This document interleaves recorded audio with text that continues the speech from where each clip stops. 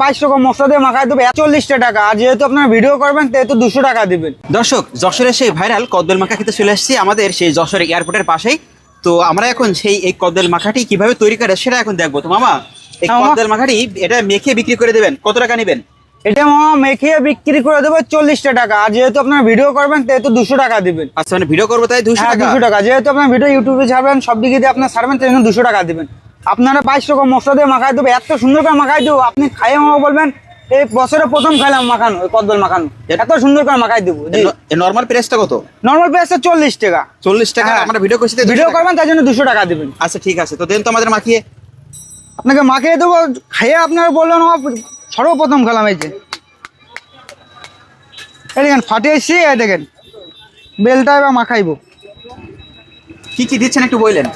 এতে আপনার 22 রকম মশলা দেবে, একটা মশলা আছে 15 রকম দিয়ে মিক্স করা, আর সব রকম দেখাই দেবো আপনাকে। দেখেন এই দেখেন, এটা ধনের পাতা, কাঁচা ঝাল, এটা কাঁচা ঝাল দিব, আর এটা চিনি, এটা চিনি দিব।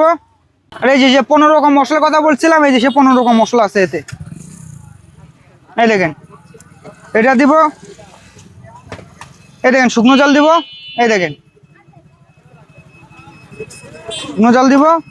আর এই যে বিট লেমন, এই দেখেন বিট লেমন দিব, এই যে সরষের তেল দিব, আর এই দেখেন লেবুর পাতা দিব। আপনারা মাখাই দিব, আপনার চ্যালেঞ্জ করলাম, যদি কেউ যদি মাখাই খাইতে পারে, আপনারা বললাম কি তারা 500 টাকা দিব আমি পুরস্কার।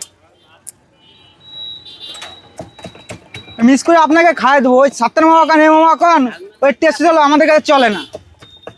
আপনি মাখায় একবার খায় দেখাই দেবো, আপনি মনে করেন ভুলতে পারবেন না। এই দেখেন মিক্স হয়ে গেছে, একদম সুন্দর গাছ পাকা বেল দিচ্ছি। এই দেখেন এই মিক্সড কি হয়ে গেছে? জি হয়ে গেছে। আচ্ছা, এই দেখেন কাপে দিব,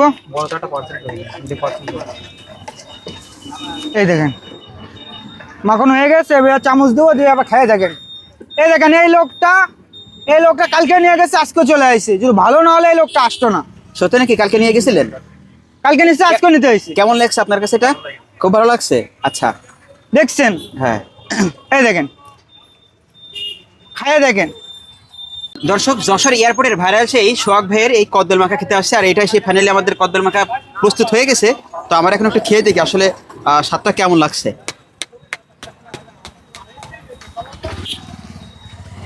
সত্যি সেই স্বাদ, মানে যেমন মিষ্টি তেমন ঝাল, আবার তেমনই টক, অসাধারণ স্বাদে গুণে মানে ভরপুর। আর এই কারণে কিন্তু সোহাগ ভাইয়ের এই কদবেল মাখা ভাইরাল।